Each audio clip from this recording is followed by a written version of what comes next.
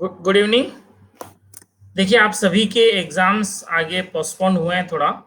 आप लोग अच्छे ढंग से प्रिपरेशन कर सकते हैं। आप में से कुछ जो मेरी पहले क्लासेस अटेंड कर चुके हैं, आज नए हमारे साथ और जुड़े हैं, कमल जी। ये इसको भी क्लास को मैं रिकॉर्ड करके और आपके हमारा जो यूट्यूब चैनल है उस पर मैं शेयर करूँगा। आज का जो हमारा टॉपिक है वो टॉपिक रिलेटेड है, मार्केट से रिलेटेड है, माइक्रो इकोनॉमिक्स। माइक्रो इकोनॉमिक्स में मार्केट में आप सभी जानते हैं कि गेम थ्योरी एक बहुत ही इंटरेस्टिंग सब्जेक्ट है और आज हम गेम थ्योरी पर ही डिस्कस करेंगे। गेम थ्योरी मार्केट इक्विलिब्रियम के अंदर अगर हम देखा जाए तो गेम थ्योरी में विशेषकर कुछ बातों पर ध्यान दिया जाता है, जिसके अंदर सबसे इम्पोर्टेंट जो बातें हैं वो दो पॉइंट हैं जो कि आपके सिलेबस में दिए गए हैं। एक तो जीरो सम गेम और एक non zero sum game. Zero sum और नॉन जीरो सम गेम से जो तात्पर्य है वो ये है कि जो पे ऑफ दिया जाता है, यानी कि जो भी गेम खेलने के बाद आपको जो मिलने वाला पे ऑफ है, पेमेंट है या लाभ या हानि जो भी है, अगर उसका टोटल जीरो के बराबर होता है, यानी कि एक व्यक्ति को अगर 1 रुपया मिल रहा है तो दूसरे को -1 रुपया मिल रहा है, तो ये आपका कहलाएगा जीरो सम गेम।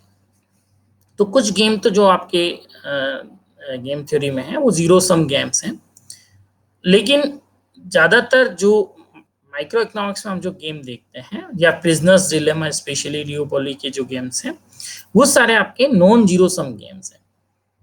उसमें पे ऑफ डिफरेंट डिफरेंट होता है और पे ऑफ का जो सम है वो जीरो नहीं होता है। और मैथमेटिक्स में स्पेशली जीरो सम गेम देखा जाता है कि एक व्यक्ति, यानी कि बाहर से कुछ भी पे ऑफ नहीं आ रहा है, एक व्यक्ति अगर जो हार रहा है वो दूसरे को दे रहा है। नहीं, गेम इस प्रकार का है कि जो व्यक्ति हारेगा वो दूसरे को उतना अमाउंट दे देगा, तो एक व्यक्ति को जितना लॉस हो रहा है उतना दूसरे को प्रॉफिट हो रहा है, तो वो जीरो सम गेम। और अदरवाइज अगर ऐसा नहीं है तो नॉन जीरो सम गेम है। तो एक तो डिस्टिंक्शन गेम्स का इस आधार पर किया जाता है। गेम्स का दूसरा डिस्टिंक्शन जो किया जाता है वो किया जाता है प्लेयर्स के बेस पर, कि जनरली जो गेम्स हम लोग इकोनॉमिक्स में देखते हैं वो गेम्स 2 पर्सन गेम्स हैं। उससे ज़्यादा भी हो सकते हैं। 1 पर्सन गेम का कोई मीनिंग नहीं होता है, अकेला व्यक्ति कोई गेम नहीं खेल सकता। हालांकि रियल वर्ल्ड में कुछ गेम्स ऐसे भी हैं जो कि अकेला व्यक्ति भी खेल सकता है, एंजॉय कर सकता है, लेकिन गेम थ्योरी में 2 पर्सन मिनिमम गेम है आपका, या फिर 3 पर्सन N पर्सन गेम तक हो सकता है। तो जनरली यहाँ पर इकोनॉमिक्स में भी हम जो गेम्स देखते हैं, क्योंकि हायर मैथमेटिक्स में या मैथमेटिक्स के अंदर तो N गेम्स या फिर जो 2x2 गेम्स नहीं होकर 3x4 गेम्स, 5x4 मैट्रिक्स में जो अगर हम देखें तो ये स्क्वायर के फॉर्म में नहीं होकर रेक्टेंगल गेम्स भी होते हैं। लेकिन यहाँ पर इकोनॉमिक्स में जो स्पेशली हम गेम्स देखते हैं वो आपके हैं जीरो, आपका जो गेम थ्योरी में हम देखते हैं वो आपका 2 पर्सन गेम्स को हम ज्यादातर देखते हैं, क्योंकि ड्यूपोली का आपका एग्जांपल, मोनोपोली और ओलिगोपोली के अंदर ज्यादा N पर्सन गेम तक हो सकते हैं। और N पर्सन गेम का मतलब आपका है कि कॉम्पिटिटिव इक्विलिब्रियम बहुत ज्यादा इन्वॉल्वमेंट का हुआ है अगर तो।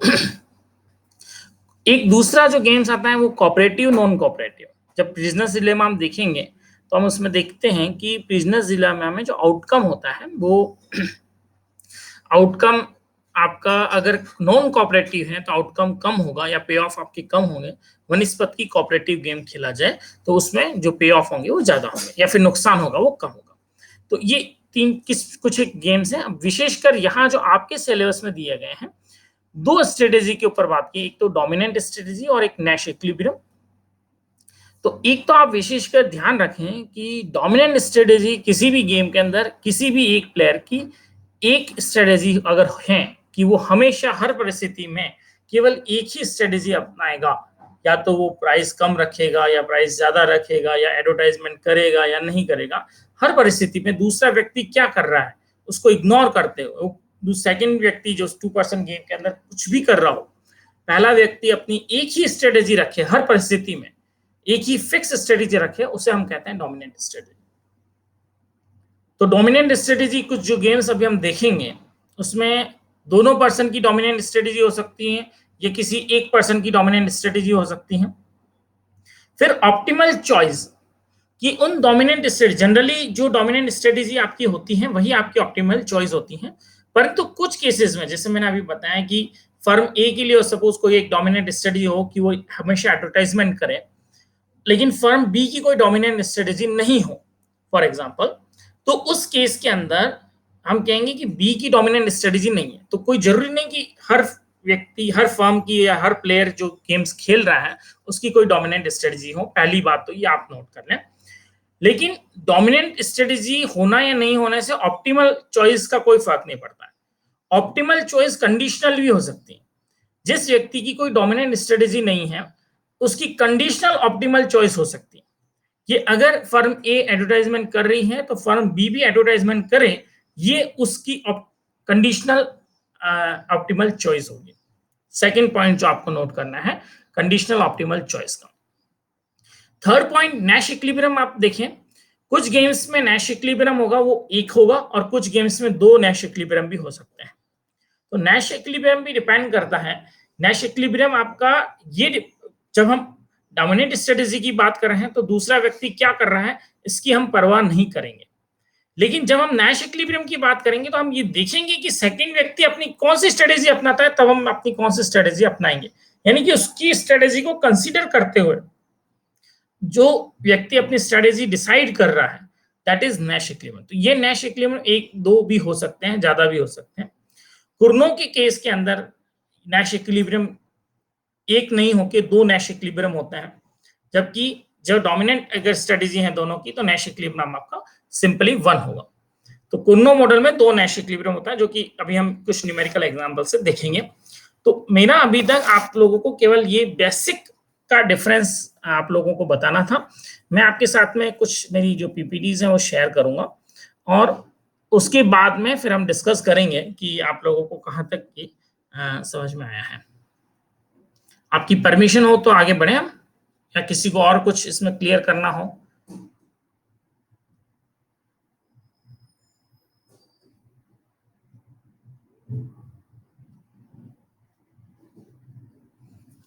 आप सुन पा रहे हैं नहीं सभी?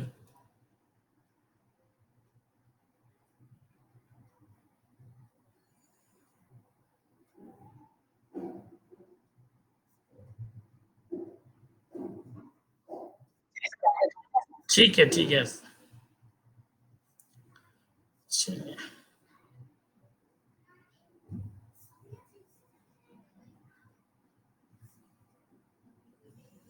ये आज का हमारा टॉपिक है गेम थ्योरी। देखिए जैसे मैंने बताया था तीन चीजें गेम्स में होती हैं, एक तो प्लेयर्स होते हैं, एक स्ट्रेटजी होती है और एक आपके पे ऑफ्स होते हैं, आउटकम्स होते हैं। ठीक है, पे ऑफ अगर आपके एक व्यक्ति का पे ऑफ और दूसरे व्यक्ति का उतना नेगेटिव पे ऑफ होगा उस केस में वो जीरो सम गेम है, और अगर दोनों के पे ऑफ अलग अलग होंगे और उनका सम जीरो नहीं होगा देन वो नॉन जीरो सम गेम है।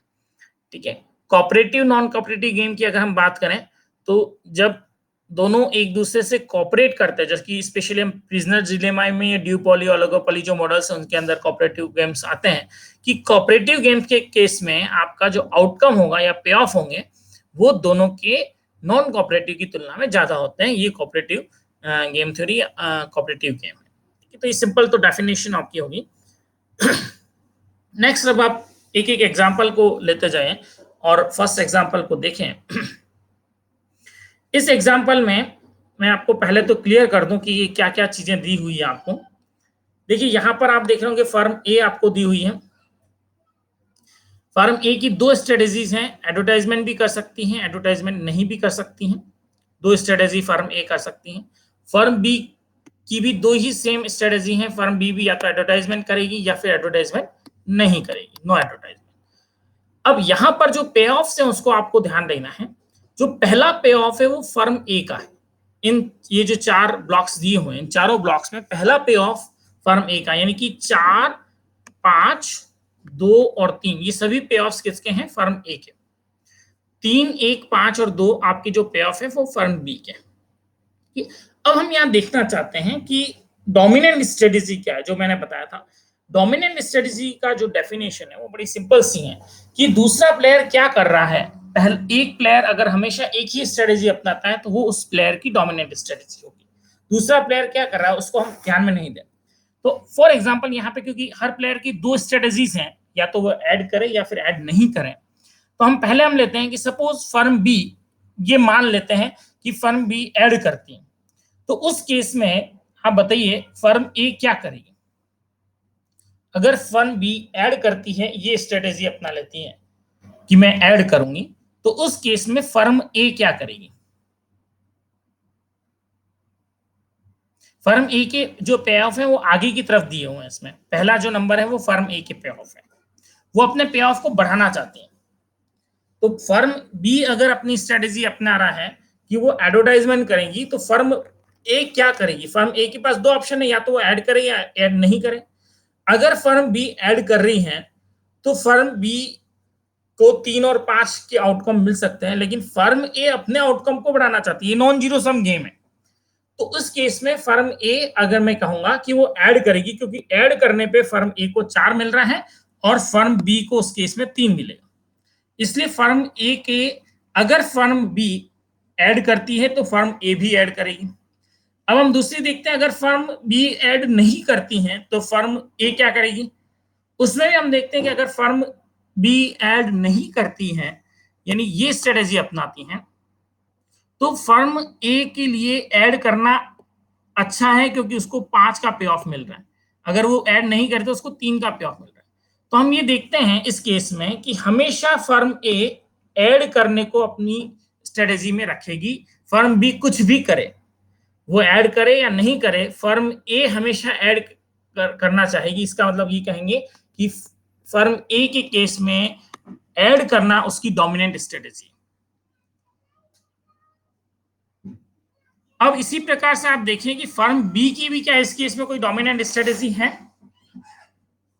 तो वापस अगर हम इसको देखना चाहें, तो फर्म बी के केस में अगर हम देखें, तो फर्म बी में क्या आ रहा है कि सपोज फर्म ए अपनी ऐड की स्ट्रेटेजी अपनाती,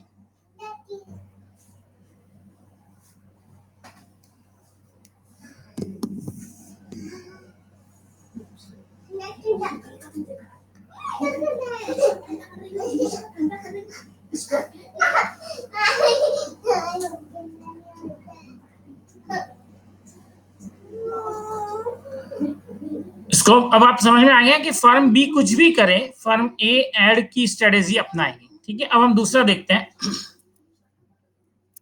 तो फर्म ए की जो डोमिनेंट स्ट्रेटेजी है वो आपकी हुई ऐड करना। ये मैं इसको यहां मार्क कर देता हूं कि फर्म जो ए की स्ट्रेटेजी, डोमिनेंट स्ट्रेटेजी ऐड करना।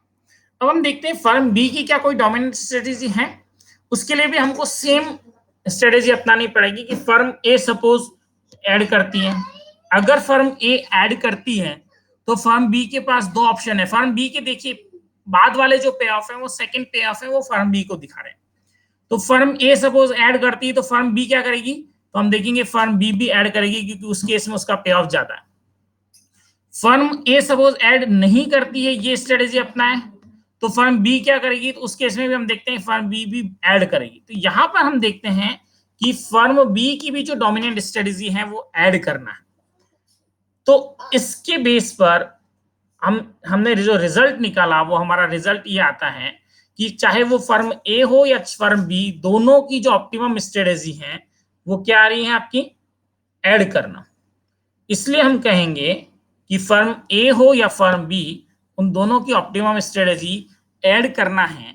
अतः आपका इस गेम का जो रिजल्ट है, या फिर आप इसको कहेंगे कि दोनों की जो ऑप्टिमल स्ट्रेटेजी है वो ऐड करना होगी यहाँ पे, और दोनों ही फर्म की डोमिनेंट स्ट्रेटेजी इस गेम के अंदर अवेलेबल है, और इनका जो पे ऑफ होगा वो 4 और 3 होगा। यहाँ आप देख सकते हैं कि पे ऑफ का सम 0 नहीं हो रहा है, इसलिए हम कहेंगे कि ये नॉन जीरो सम गेम है। आई थिंक आपको इस गेम से क्लियर हो गया होगा कि डोमिनेंट स्ट्रेटेजी का हम पता कैसे लगाते हैं, या डोमिनेंट स्ट्रेटेजी क्या है, और डोमिनेंट स्ट्रेटेजी की दोनों ही फर्म की इस केस में यहाँ पर ऐड करना है, हो सकता है ऐड नहीं करना भी डोमिनेंट स्ट्रेटेजी हो।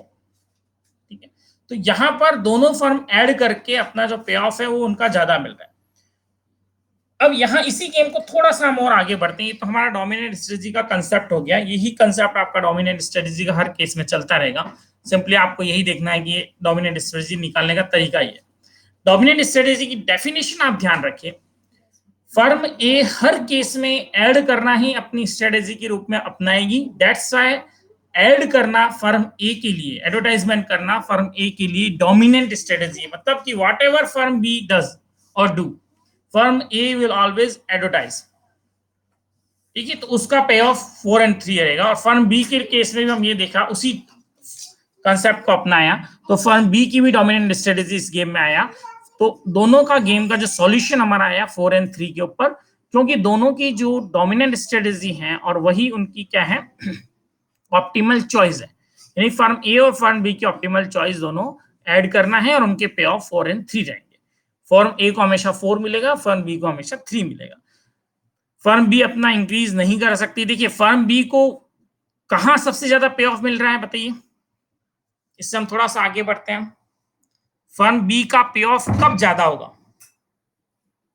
थोड़ा सा इंटरेक्टिव रहिए आप लोग, अटेंटिव रहिए।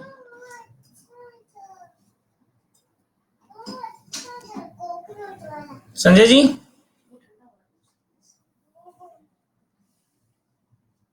क्या गायब हो गए क्या वापस?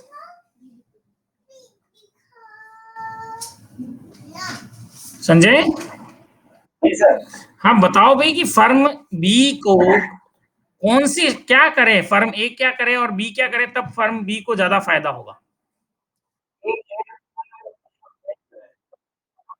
बिल्कुल सही। तो जब फर्म ए ऐड नहीं करे और फर्म बी ऐड करे, तब फर्म बी को ज्यादा फायदा हो रहा है। मतलब कि, और दूसरा, जब फर्म ए को कब ज्यादा फायदा होगा, जब वो खुद ऐड करे, और दूसरा फर्म बी ऐड नहीं करे। यानी कि आपको फायदा कब होता है, सिंपल है, कोई भी गेम है कि मेरी कंपनी को फायदा कब होगा, जब मैं तो ऐड करूं और दूसरा सामने वाला ऐड नहीं करे। और यहाँ पे भी हम यही देख रहे हैं कि फर्म बी अगर ऐड करे और फर्म ए ऐड नहीं करे, तो फर्म बी को 5 मिल रहा है। और ऐसा कैसा, फर्म ए ऐड करे और फर्म बी ऐड नहीं करे, तो फर्म ए को 5 मिल रहा है। तो दोनों की ऑप्टिमल चॉइस यूं देखने में तो आपको लगेगा कि ये 5-1 और 2-5 होनी चाहिए, लेकिन यहां पर जो हमारी ऑप्टिमल चॉइस है वो आपकी क्या आ रही है, आपकी ऑप्टिमल चॉइस आ रही है 4 और 3। और यही हमारा क्या कहलाता है, नैश इक्विलिब्रियम। और यहां पर नैश इक्विलिब्रियम कितना है, ओनली सिंगल नैश इक्विलिब्रियम। यानी कि जो हमारी डोमिनेंट स्ट्रेटेजीज हैं दोनों की, उनसे जो ऑप्टिमल चॉइस बन रही है, उनका जो कॉम्बिनेशन है वही हमारा नैश इक्विलिब्रियम। तो नैश इक्विलिब्रियम डोमिनेंट स्ट्रेटेजी तो एक ही होती है, लेकिन नैश इक्विलिब्रियम एक से ज्यादा भी हो सकते हैं, वो हम आगे देखेंगे नेक्स्ट स्लाइड के अंदर।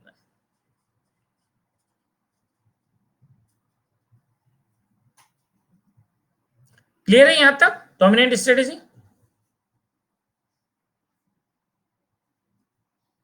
चलिए नेक्स्ट गेम देखिए आप इसी को। अब इस गेम में थोड़ा सा आप बताते जाएं कि इसके अंदर क्या हो रहा है। क्या फर्म ए की कोई डोमिनेंट स्ट्रेटेजी है, क्या फर्म बी की कोई डोमिनेंट स्ट्रेटेजी है? पहला तो इस चीज का आंसर दीजिए, और देन बताइए कि इनकी अगर डोमिनेंट स्ट्रेटेजी है तो इनकी ऑप्टिमल चॉइसेस क्या हैं। अगर उनकी ऑप्टिमल चॉइसेस हैं तो उनका नैश इक्विलिब्रियम क्या है, और नैश इक्विलिब्रियम क्या होता है वो हम यहां पर भी देखेंगे। देखिए वापस वही स्ट्रेटेजी हम अपनाते हैं, वापस वही फंडा हम अपनाते हैं। फॉर एग्जाम्पल मान लेते हैं कि फर्म ए बी क्या कर रही है, ऐड कर रही है। अगर बी ऐड कर रही है तो फर्म ए को क्या करना चाहिए, तो हम देखेंगे फर्म ए भी ऐड करेगी तो दोनों का 4-4 और 3 हो जाएगी। ठीक है, तो फर्म बी अगर ऐड करती है तो फर्म ए ऐड करेगी। फर्म बी अगर ऐड नहीं करती है तो फर्म ए क्या करेगी बताइए। अगर फर्म बी ऐड नहीं करती है तो हम यहां देख रहे हैं कि फर्म ए ऐड नहीं करेगी। समझिए इसको, यानी कि फर्म बी के अलग अलग स्ट्रेटेजीज अपनाने पर फर्म ए की स्ट्रेटेजीज चेंज हो रही है। क्यों चेंज हो रही? क्योंकि यहां पर हमने 6-2 कर दिया, पहले यहां 3-2 था। उस गेम में और इस गेम में यही अंतर है, यहां पर 6-2 कर दिया गया। 6-2 करने से क्या हुआ कि फर्म बी अगर ऐड नहीं करती है तो फर्म ए क्या करेगी, ऐड नहीं करेगी, उसमें उसको फायदा है। इसका मतलब हम कहेंगे कि एक कंडीशन में तो फर्म ए ऐड कर रही है, और दूसरा जब फर्म बी ऐड नहीं करती तो फर्म ए भी ऐड नहीं कर रही है। इसका मतलब फर्म ए की स्ट्रेटेजी फर्म बी से गवर्न हो रही है। ध्यान दीजिए, फर्म ए अपनी स्ट्रेटेजी डोमिनेंट नहीं रख पा रहा है, फर्म ए की स्ट्रेटेजी बी की स्ट्रेटेजी से गवर्न हो रही है, वो उसके साथ साथ उसके पीछे पीछे चल रहा है, बैंड वेगन है, बैंड वेगन हो रहा है यहां पर। तो इस कारण से ए फर्म की हम कहेंगे कोई डोमिनेंट स्ट्रेटेजी नहीं है, यहां पे ये हमारा कंक्लूजन है। सेकेंड, अब आप देखिए कि क्या बी की कोई डोमिनेंट स्ट्रेटेजी है। इसके लिए भी हमको वही फॉर्मूला यूज करना पड़ेगा अगेन। अगर फर्म ए ऐड करती है तो फर्म बी क्या करेगी, तो हम कहेंगे फर्म बी भी ऐड करेगी, क्योंकि उसका पे ऑफ यहाँ पे ज्यादा आ रहा है। फर्म ए अगर ऐड नहीं करती है तो हम क्या कहेंगे, फर्म बी भी ऐड करेगी। इसका मतलब फर्म बी की तो डोमिनेंट स्ट्रेटेजी है, फर्म बी की स्ट्रेटेजी हमेशा ऐड करने की रहेगी, वो फर्म ए की स्ट्रेटेजी से गवर्न नहीं हो रही है। इसका मतलब फर्म बी की डोमिनेंट स्ट्रेटेजी है। तो यहां हम एक अलग प्रकार के गेम पे पहुंच जाते हैं, जहां पर फर्म ए की तो डोमिनेंट स्ट्रेटेजी नहीं है, उसकी स्ट्रेटेजी बी की स्ट्रेटेजी से गवर्न होती है, लेकिन फर्म बी की डोमिनेंट स्ट्रेटेजी है, हमेशा वो ऐड करेगी।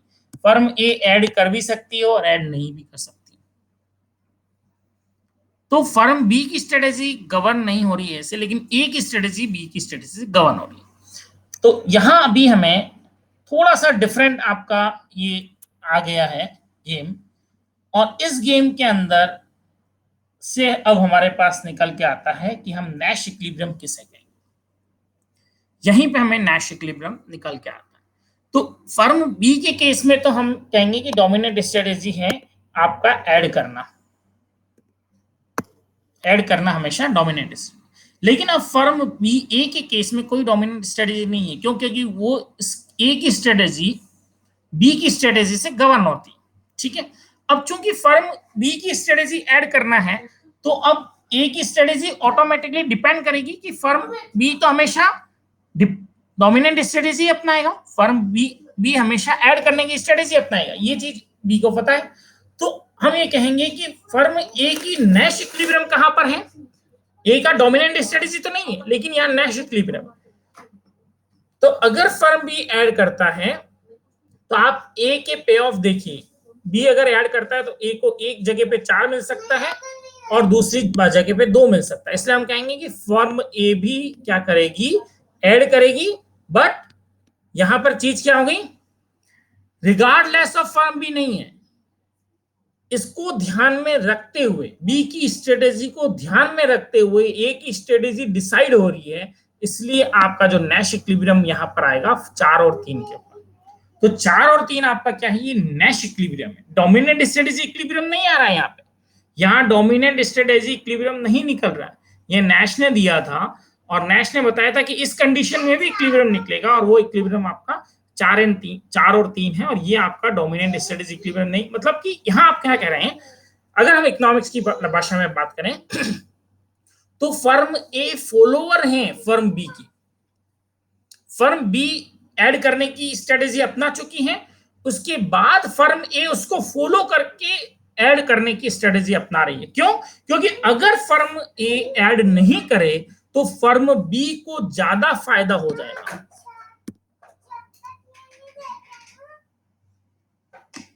और बी के फायदे को कम करने के लिए ये भी क्या करेगी, ऐड करेगी। तो यहां हम क्या कहेंगे कि हमारा जो सॉल्यूशन है या ऑप्टिमल जो स्ट्रेटेजी है वो दोनों की क्या हो जाएगी, ऐड करना दोनों की ऑप्टिमल स्ट्रेटेजी हो जाएगी।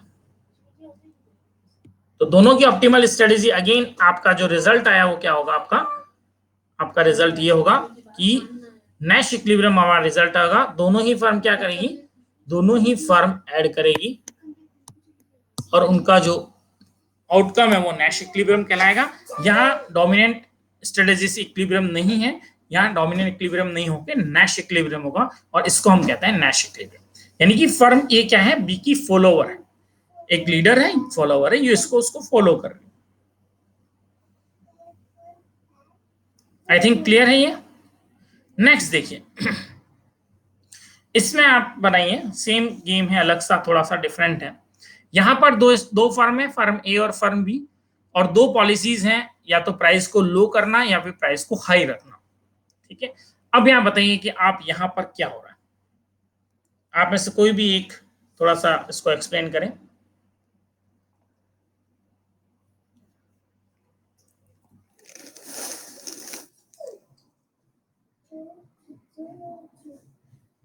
गेम दिख रहा है आपको?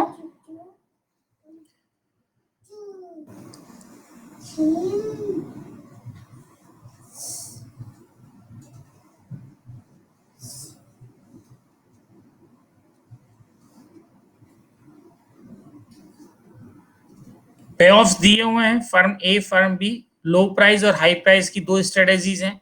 लो प्राइस रखें, हाई प्राइस रखें।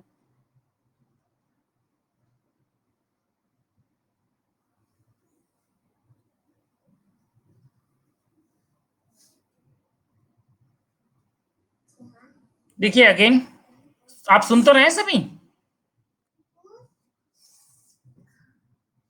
आज हमारे साथ नए साथी भी आए हैं, आप इंटरेक्ट होना चाहेंगे सर?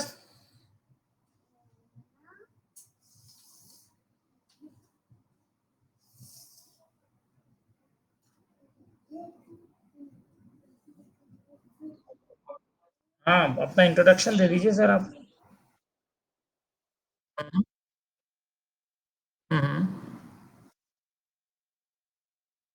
हम्म।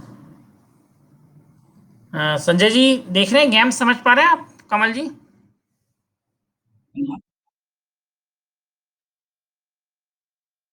हम्म। चलिए, आपको कोई क्वेरी हो तो आप पूछते जाए, बीच में थोड़ा इंटरेक्टिव रखें क्लास को, कोई इशू नहीं है। तो थोड़ा पढ़ने में मजा आएगा। अब तो बहुत टाइम है आप लोगों के पास। हाँ, अब आप लोग थोड़ा अच्छा गहराई से पढ़ें सब चीजों को। चलिए, इसमें हम वापस देखते हैं। ठीक है कमल जी?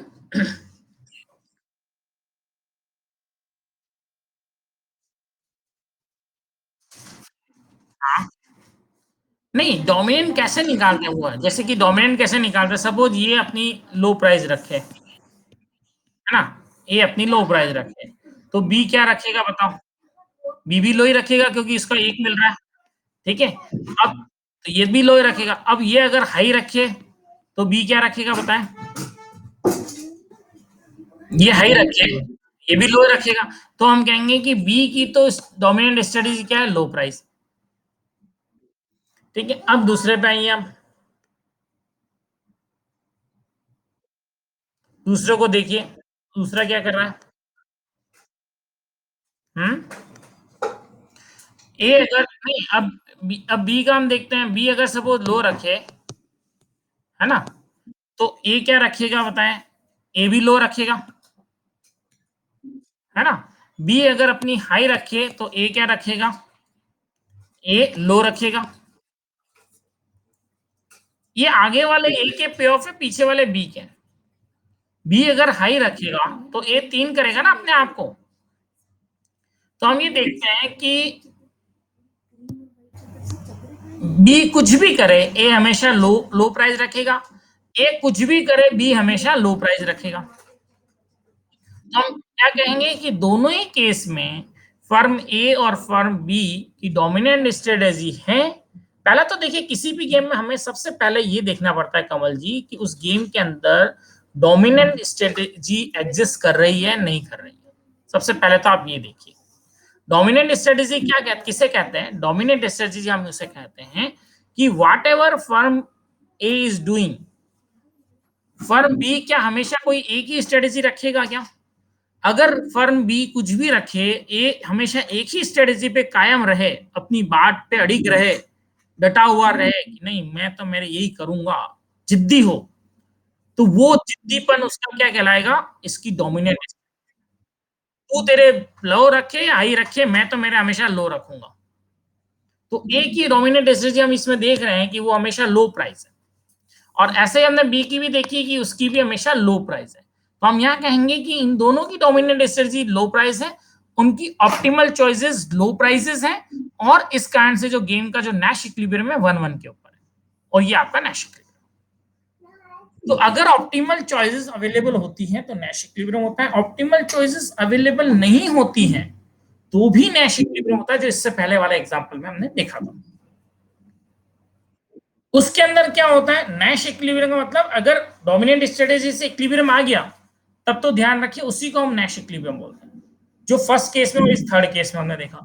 लेकिन जो सेकंड केस में देखा था कि हमने डोमिनेंट स्ट्रेटेजी थी नहीं फर्म ए की, लेकिन उसमें फर्म ए फॉलो कर रही थी कि फर्म बी की तो डोमिनेंट स्ट्रेटेजी पता है वो ऐड ही कर रही है हमेशा, तो फर्म बी की ए भी क्या करेगी, ऐड ही करेगी क्योंकि वो उसको फॉलो कर रही है। तो इन दोनों की डोमिनेंट स्ट्रेटेजी नैश इक्विलिब्रियम क्या हो गया हमारा, ये हो गया कि दोनों ऐड कर रही थी। अब इसी प्रकार से यहां पर दोनों की डोमिनेंट स्ट्रेटेजी एग्जिस्ट कर रही है। अब हम अगला एक और इंटरेस्टिंग गेम देखते हैं, इसको आप देखिए। इस गेम में देखिए इसमें क्या अंतर आ रहा है बताइए।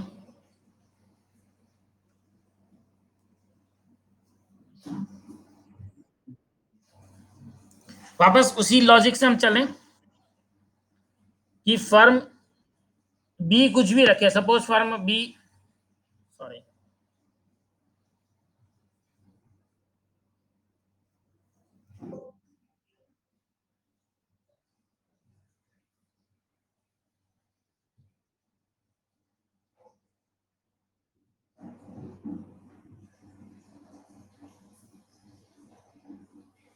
हाँ इस वाले को देखिए।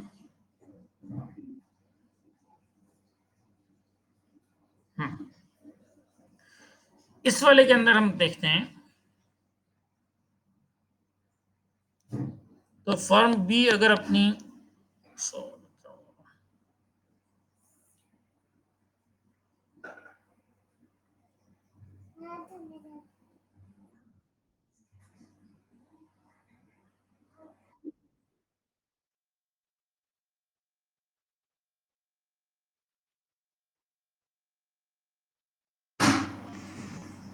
फर्म बी अगर अपनी स्ट्रेटेजी लो प्राइस रखती है तो फर्म ए क्या करेगी, लो प्राइस रखेगी। फर्म बी अगर हाई प्राइस रखती है तो फर्म ए क्या करेगी, हाई प्राइस रखेगी। इसका मतलब फर्म ए की डोमिनेंट स्ट्रेटेजी नहीं है, एक बार वो लो रख रही है एक बार वो हाई रख रही है।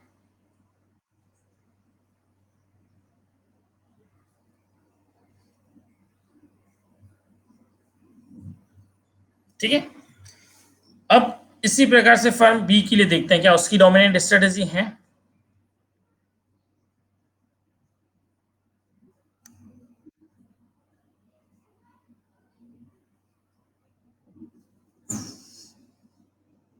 फर्म ए अगर लो प्राइस रखती है तो फर्म बी क्या रखेगी, लो प्राइस रखेगी। फर्म ए अगर हाई प्राइस रखती हैं तो फर्म बी क्या रखेगी, लो प्राइस रखेगी। हम कहेंगे कि फर्म बी की तो डोमिनेंट स्ट्रेटेजी है लेकिन फर्म ए की डोमिनेंट स्ट्रेटेजी नहीं। ठीक है, अब हम नैश इक्विलिब्रियम कैसे हैं उसको वापस समझते हैं।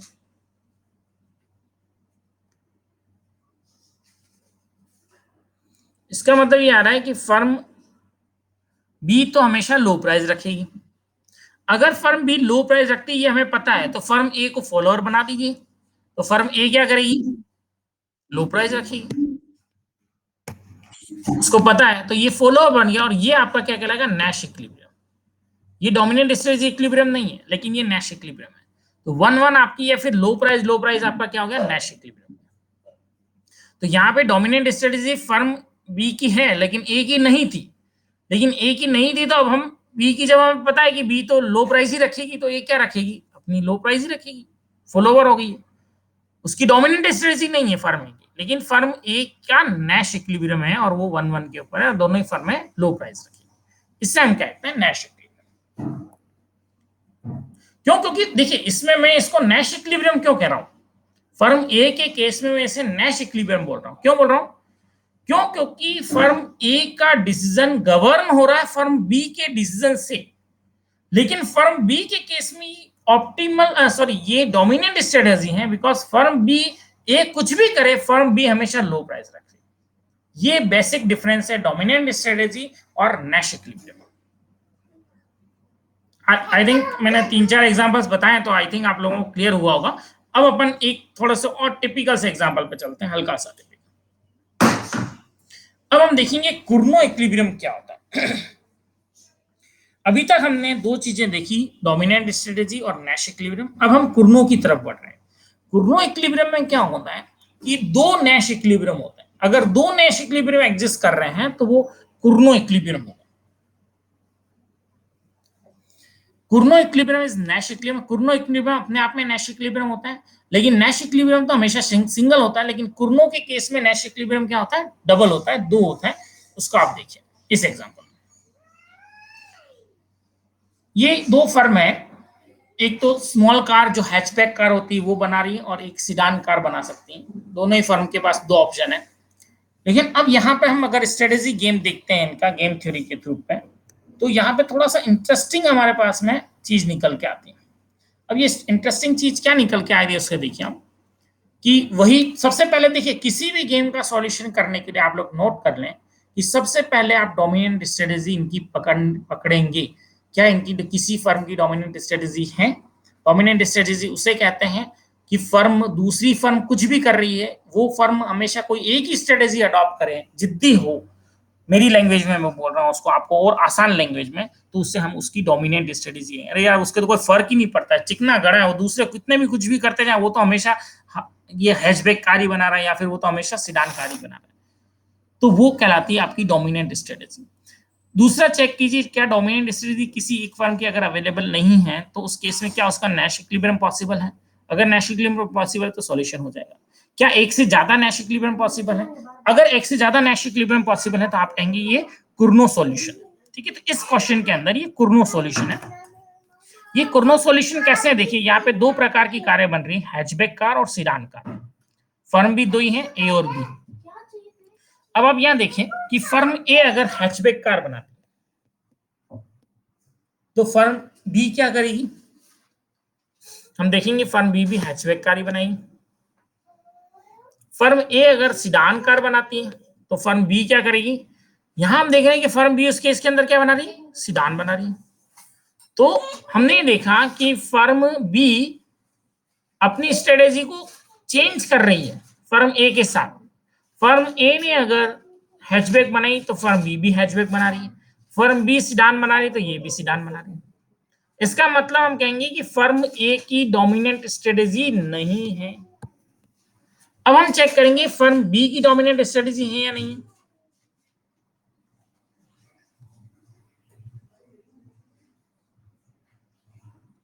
फर्म बी की डोमिनेंट स्ट्रेटेजी की अवेलेबिलिटी की हम देखेंगे कि फर्म बी अगर सपोज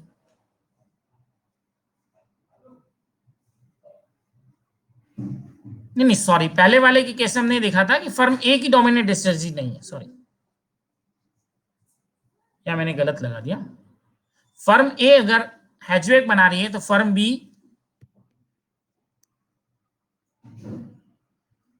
अगर ये हैचबैक बना रही है तो फर्म बी क्या करेगी? हैचबैक बनाएगी। फर्म ए अगर सिडान बना रही है तो फर्म बी क्या करेगी? सिडान बनाएगी। तो इसका मतलब फर्म बी की डोमिनेंट स्ट्रेटेजी नहीं है। ठीक है, अब हम दूसरा देखते हैं फर्म ए का केस। फर्म ए के केस में अगर आप देखें तो अगर फर्म बी हैचबैक बना रही है तो फर्म ए क्या करेगी? हैचबैक बनाएगी। फर्म बी अगर सिडान बना रही है तो फर्म ए क्या करेगी? सिडान बनाएगी। इसका मतलब हम कहेंगे कि फर्म ए की भी डोमिनेंट स्ट्रेटेजी नहीं है। यानी ये एक ऐसा गेम है जिसमें दोनों ही फर्म की डोमिनेंट स्ट्रेटेजी नहीं है। अब हम देखेंगे कि इनकी नैश इक्विलिब्रियम अवेलेबल है या नहीं। यहाँ पे आप थोड़ा सा नैश इक्विलिब्रियम को और भी अच्छे ढंग से समझ पाएंगे। ये ऐसा गेम हमारे पास आया जिसमें दोनों ही फर्म ए और फर्म बी, दोनों की ही डोमिनेंट स्ट्रेटेजी अवेलेबल नहीं है। दोनों की स्ट्रेटेजी एक दूसरे के ऊपर डिपेंड कर रही है। ये आपका कुर्नो सॉल्यूशन है कि एक दूसरा क्या करता है। वो देखिए, आपने कुर्नो सॉल्यूशन अगर पढ़ा होगा, वैसे तो उसके ऊपर 50-50% दोनों फर्म को प्रोड्यूस करना चाहिए, लेकिन दोनों ही फर्म में जितना मांग है उसका 1/3 प्रोडक्शन करती है। टू फर्म के मॉडल में आपने पढ़ा होगा, डिओपोली का मॉडल। तो ये का ये मॉडल यहाँ दिख रहा है। अब यहां हम देखते हैं कि क्या फर्म के पास में नैश इक्विलिब्रियम है। तो अब हम देखते हैं कि फॉर एग्जांपल फर्म ए अपनी एक स्ट्रेटेजी ये ले लेती है हैचबैक, तो फर्म बी क्या करेगी, तो हम कहेंगे फर्म बी भी हैचबैक करेगी, तो ये हमारा एक क्या हो गया, नैश इक्विलिब्रियम आ गया। इसी प्रकार से हम कहेंगे कि फर्म बी अगर सिडान ए अगर सिडान बना रही, तो हम देखेंगे फर्म बी भी सिडान बनाएगी। तो इसका हम लोग ये कहेंगे कि फर्म ए और फर्म बी या तो दोनों मिलके हैचबैक ही बना सकती हैं या फिर दोनों सिडान ही बनाएंगे। ये ऐसी कंडीशन है जिसमें फर्म या तो दोनों ही हैचबैक बनाएगी या फिर दोनों ही क्या बनाएंगी, सिडान बनाएंगी। तो ये आपका कहलाता है कुर्नो सॉल्यूशन। इसके अंदर दो हमारे पास क्या है, नैश इक्विलिब्रियम है, हैचबैक हैचबैक और सिडान सिडान। क्यों, क्योंकि अगर एक हैचबैक बनाती है और दूसरी अगर सिडान बनाती है तो दोनों को क्या हो रहा है, नुकसान हो रहा है। तो ये आपके जो सॉल्यूशन है वो नहीं होगा। इसके अंदर जो सॉल्यूशन होगा वो ये वाला होगा जिसको अभी आपने इसके अंदर देखा।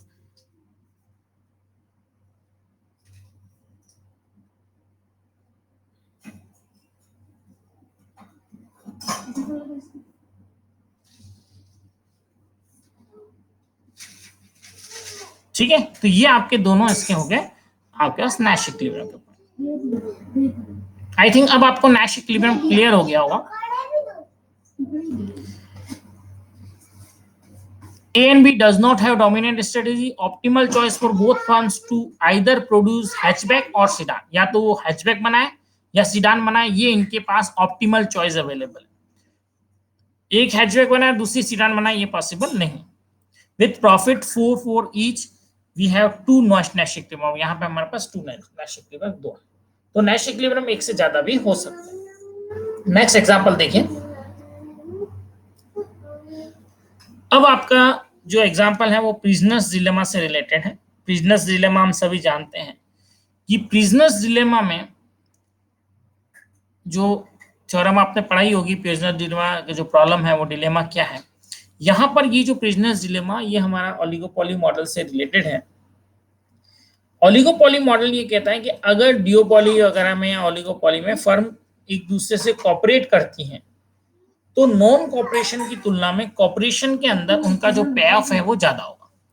यहाँ पे आप इस बिजनेस डिलेमा में ध्यान दीजिएगा कि जो पे ऑफ है उसके ऊपर मैंने माइनस साइन नहीं लगाया, हालांकि यहाँ पर माइनस साइन होने चाहिए, इसलिए हमें उसको माइनस साइन के साथ देखना है। यहाँ पे लगे हुए नहीं, गलती से इसके ऊपर माइनस साइन लगे हुए होने चाहिए थे, जो लगा नहीं रखे, तो माइनस साइन के साथ आप इसको देखिए।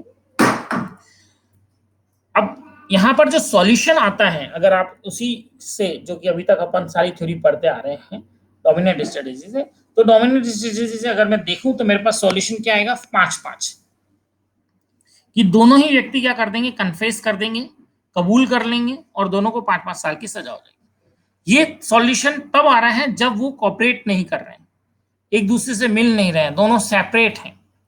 क्यों, क्योंकि ये सॉल्यूशन क्यों आ रहा है, देखिए अगर फर्स्ट कंसेप्ट कन्फेस करता है तो उसको 5 साल की, तो बी क्या करेगा, बी हम कहेंगे कि अपनी सजा को कम करना चाहेगा, तो बी भी कन्फेस करेगा। अगर ए कन्फेस नहीं करता है तो बी क्या करेगा, उस समय हम देखेंगे कि अगर ए कन्फेस नहीं करता है तो बी के पास क्या सॉल्यूशन है, अपने आप को कम सजा देने का, कि वो कन्फेस करे। तो ये हमेशा बी की ऑप्टिमल सॉल्यूशन क्या हो गया, बी की डोमिनेंट स्ट्रेटजी कन्फेस करना। इसी प्रकार से आप चेक कर सकते हैं ए की भी कन्फेस करना डोमिनेंट स्ट्रेटजी, तो दोनों की ही डोमिनेंट स्ट्रेटजी कन्फेस करना होगी, नैश इक्विलिब्रियम होगा 5-5 पे आ जाएगा। अब इसका जो इष्टतम सॉल्यूशन आ सकता था वो 1-1 पे आ सकता था, यानी कि दोनों को 1-1 साल की ही सजा होती, अभी उनको 5-5 साल की सजा करनी पड़ रही है, इसलिए क्योंकि वो कॉपरेट नहीं कर रहे। तो कॉपरेट अगर करेंगे तो कॉपरेशन से जो आउटकम है या पे ऑफ है वो बढ़ जाएगा। यहाँ पे चूंकि ये -1 है, इसलिए -5 से ज्यादा होगा, इसलिए ये आपका ज्यादा। तो ये आपका प्रिजनर्स डिलेमा। प्रिजनर्स डिलेमा को हम ओलिगोपोली मॉडल से देखेंगे एक बार। इसमें आप देखिए, यहां पे हम देख रहे हैं वापस उसी फॉर्मूले से आप देखें तो आपका जो सॉल्यूशन क्या आएगा, देखिए अगर फर्म बी लो प्राइस रखे तो फर्म ए क्या करेगी, लो प्राइस रखेगी। अपने आपको बढ़ाएगी। फर्म बी अगर हाई प्राइस रखे तो फर्म ए क्या करेगी, लो प्राइस रखेगी। इसका मतलब फर्म ए की लो प्राइस डोमिनेंट स्ट्रेटेजी है। इसी प्रकार से आप चेक कर लें,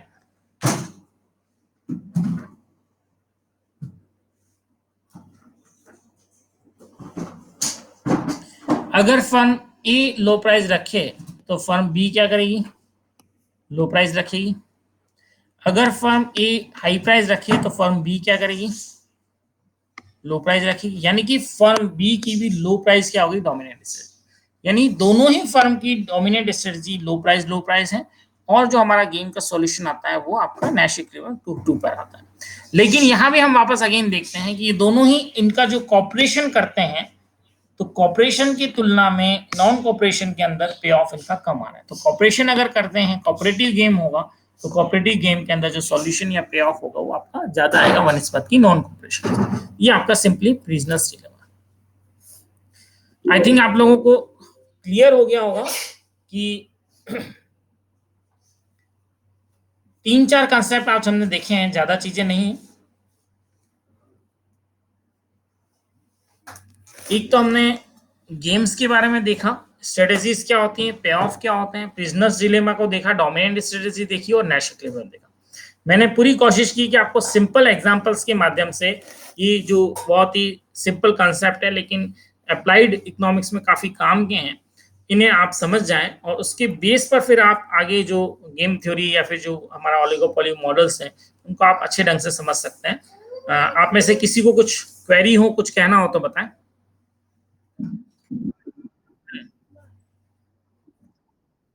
हाँ बताओ, शक्ल बताओ यार।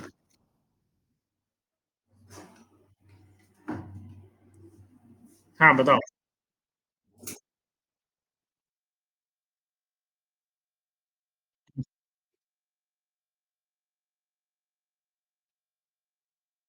माइक्रो में तो मैंने आपको पहले भी शायद शेयर की थी। एक तो डोमिनिक सेल्वेटोर की है जो कि श्योम्स आउटलाइन सीरीज है। और एक मतलब अलग अलग है, डिफरेंट डिफरेंट बुक्स हैं। मेनली डोमिनिक सेल्वेटोर तो ठीक है, ये बेसिक है। मतलब आपको पढ़नी चाहिए, अगर आप पढ़ेंगे तो मजा आएगा आपको। और बाकी रूबिनफील्ड की भी बुक अच्छी है, माइक्रो इकोनॉमिक्स। हाँ, ये दो अच्छी बुक्स हैं। मतलब इसमें आपका, आपको क्या है कि कहीं ज्यादा देखना नहीं पड़ेगा दूसरी चीजें। और डिफरेंस देखिए, दूसरी बुक्स और इनमें अंतर ये आ जाता है कि यहाँ आप जैसे पढ़ते हैं ना तो आपको जैसे रस आने लग जाता है, मजा आता है।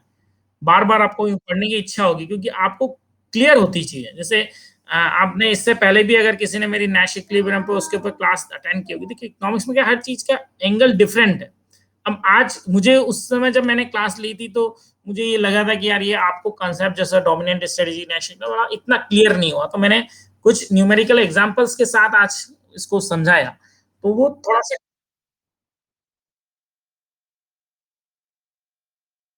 हाँ हाँ। नहीं, पिछली बार एक्चुअली क्या, हम भी भाग रहे थे, अब भागना थोड़ा सा कम हो जाएगा, आराम से पढ़ेंगे अब। कोई दिक्कत नहीं। आपकी जो जो काम की चीजें हैं ना, वो चीजें या जो कंसेप्चुअल चीजें हैं वो हम लोग आराम से शांति से पढ़ेंगे, ताकि कोई ज्यादा न तो जल्दीबाजी भी नहीं। अभी जैसा आपने क्लास आप देखी होगी, मैंने इतना फास्ट भी नहीं लिया, बहुत इजीली लिया। इसलिए लिया क्योंकि अब हम न, आप लोगों के पास भी पूरा टाइम है और मेरे पास भी पूरा टाइम है, कि भाई मुझे भी अब कोर्स कंप्लीट करने का कोई प्रेशर नहीं है। तो आप उसको दोनों ही बुक्स अच्छी हैं। आप अगर और भी ज्यादा कुछ थोड़ा सा डिफरेंट ढंग से पढ़ना चाहते, ज्यादा देखिए बुक्स नहीं पढ़े, एक पर एक बुक काफी आई थिंक सफिशिएंट है। इसमें माइक्रो इकोनॉमिक्स है, डोमिनिक सेल्वाटोर सबसे बेस्ट बुक है जो शॉम्स आउटलाइन की है। मैं आपके साथ इसकी पीडीएफ चाहेंगे तो शेयर कर दूंगा, आप अगर लैपटॉप पे कंप्यूटर पे पढ़ना चाहें तो ये पढ़ सकते हैं। इसकी पीडीएफ अवेलेबल है, मैं आपको भेज दूंगा। ठीक है, और कोई, कमल जी कुछ कहना चाहते हैं? संजय जी? हम्म। रुद्रदत्त सुंदरम। अगर आप बाकी नाथुराम का पढ़ते हैं तो बेस्ट है, नाथुराम का भी ठीक है, लेकिन रुद्रदत्त सुंदरम है। और एक आप ईयर बुक जो इसकी आती है प्रतियोगिता दर्पण की, या फिर हाँ वो देख लें, सफिशिएंट है।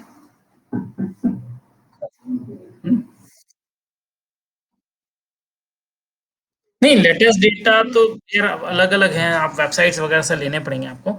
एक जगह पे तो एक ही बुक में तो पुराने-पुराने ही मिलेंगे।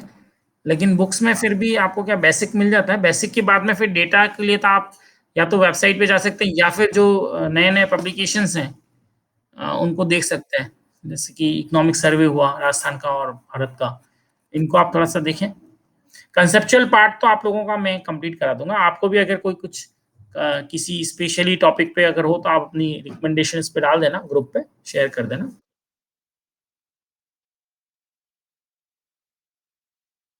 हुँ, हुँ, हुँ, हुँ, हुँ। चेंज हाँ, चेंज बिल्कुल, बिल्कुल, वो बता दूँगा मैं आपको। ठीक है, और संजय जी कुछ कहना चाहते हैं? चलिए, ठीक है। मोहम्मद जी कुछ बताना है आपको? कैसा लग रहा है एग्ज़ाम पोस्टपोन हो गए हैं तो?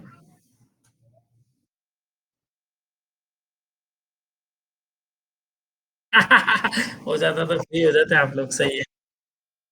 नहीं पर अब आप और भी देखिए अब उसमें तो क्या होता है जितना टाइम अवेलेबल होता है उतना फिर अब हम उस हिसाब से पढ़ने लग जाते हैं।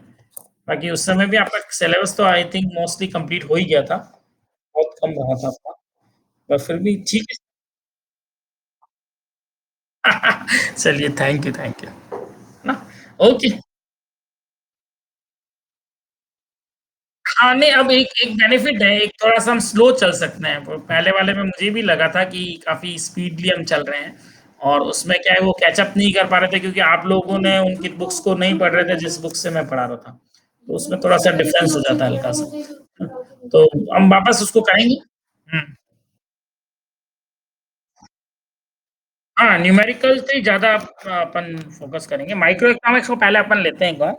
माइक्रो को एक बार अच्छा कर लेते हैं। उसके बाद क्योंकि पहले वाले में अपन ने एनवायरनमेंट इकोनॉमिक्स अच्छा देख लिया था और थोड़ा बहुत डेवलपमेंट वाला पार्ट हो गया था। इंटरनेशनल तो आई थिंक मैंने छुआ भी नहीं था, आप लोगों ने किया होगा। इंडियन इकोनॉमी भी अपन ने टच नहीं किया ना। तो एक अभी जीडीपी वाला जो बता रहे हैं वो मैं एक बार प्रिपेयर कर लूँगा तो आराम से। आई थिंक अभी 2-3 महीने तो लग जाएँगे आप लोगों को। तो और संजय जी? हाँ, बताएँ? मकान-वकान बन गया? मकान बन गया आपका? चल रहा है? चलो अच्छा आपको अच्छा टाइम मिला है उसको टाइम को यूटिलाइज़ करो यार अच्छा धीरे-धीरे। आप कर सकते हो आप लोग, है ना? भई हमारे लिए तो क्या है अच्छी बात मेरे लिए तो क्या है मैं तो ना तो आपका एग्ज़ाम दे रहा हूँ ना कुछ है।